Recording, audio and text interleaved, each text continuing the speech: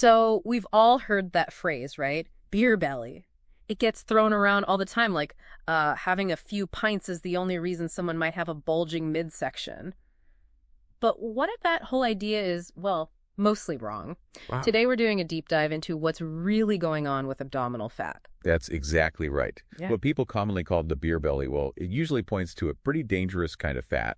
It's called visceral fat. Visceral fat. Okay. Yeah. And unlike the sort of jiggly subcutaneous fat, the stuff you can pinch, this visceral fat actually wraps around your vital organs. Oh, wow. Okay. And it's very metabolically active. It's constantly sending out these inflammatory signals. So it really isn't just about appearances. Excess visceral fat brings some serious health risks way beyond aesthetics. Okay, so that's our mission today then. We're going to peel back the layers, figure out why this happens, why it's so risky, and importantly, what you can actually do about it. Let's start with the basics. The main driver here, fundamentally, is a persistent caloric surplus, meaning you're taking in too many calories from any source. It doesn't have to be alcohol. You could, never touch a drop and still pack on significant belly fat if your calorie intake is just consistently too high.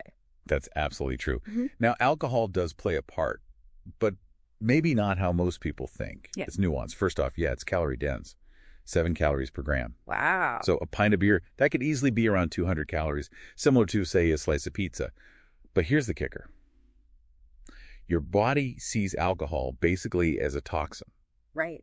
So it shifts gears. It prioritizes burning that off first. And while it's busy doing that, it kind of hits pause on burning other fats and carbs. Ah, so those just get stored. Exactly. They get shunted right into storage and often preferentially in the abdomen. Plus, alcohol can actually stimulate your appetite, messing with serotonin levels, and it can impair your judgment. Leading to those late-night pizza runs, maybe? Precisely. Those less-than-healthy choices become way more likely. And there's a hormonal angle, too, isn't there? The research mentioned alcohol triggers cortisol. Yep, the main stress hormone. And cortisol notoriously signals your body to hang on to fat, especially around the middle. Okay. It also tends to decrease testosterone, which makes burning fat harder for your body, and it can cause an insulin surge. Which promotes more fat storage. It's like a triple whammy. It really is. And then, zooming out a bit, you have genetics. Men, for example, tend to store fat more in the belly, that classic apple shape, but lifestyle factors, they're huge. Like just not moving enough. Absolutely.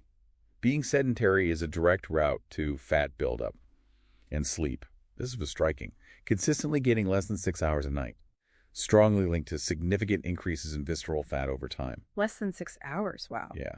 And chronic stress, like we mentioned with cortisol, keeps those levels high, feeding that visceral fat accumulation. Oh, and here's something people get wrong.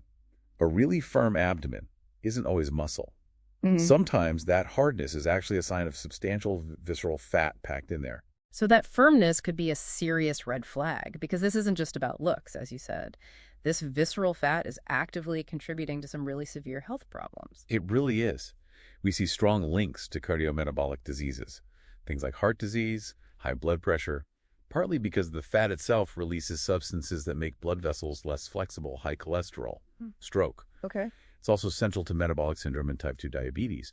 It really drives insulin resistance, making your cells less responsive to insulin. Yeah. And there's more. Links to non-alcoholic fatty liver disease, erectile dysfunction in men, even certain cancers. One study showed people with the most visceral fat were 3 times more likely to develop precancerous polyps in the colon. That is sobering. But, okay, there is good news here, right? You said this type of fat responds well to lifestyle changes. It's not like a lost cause. Not at all. Visceral fat can be quite responsive. Yeah. Diet-wise, focus on soluble fiber. Think oats, fruits, beans.